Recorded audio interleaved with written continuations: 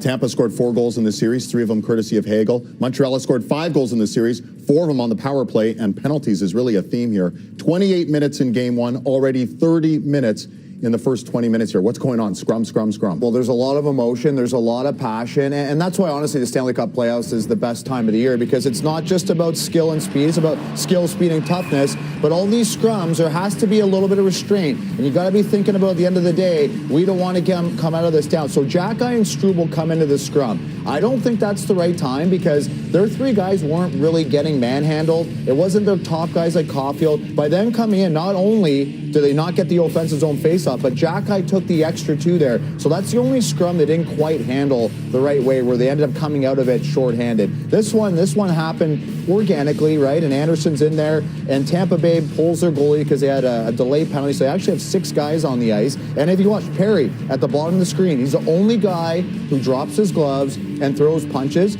So, you know, that's why he's the only guy coming out of that with the extra penalty. And he's mad about it, but I don't disagree with the call, right? So now Montreal gets the power play, and they end up making them pay. And this is the one at the end of the period again. And again, Montreal's there. They're grabbing guys, they're standing up for themselves, but they're not going over the line, and they're going to come out of this with a power play as well. So it's one thing to, you know, be team tough and have everybody join, but at the end of the day, it's about who comes out of it with the extra penalty. So far, Montreal's managed this part of the game really well. So just checking right now, the only penalty up there is Gord, 2 minutes for roughing. The thing is, Tampa's fought everybody all year. It's been part of their thing this year. They've given up, what, 4 power plays already, you said? 6. Four power play goals, yeah. I don't think this is a winning strategy for the Lightning. I don't think this is smart. I'm surprised, because that's it. They've lost the last 3 games when there have been so many penalty minutes.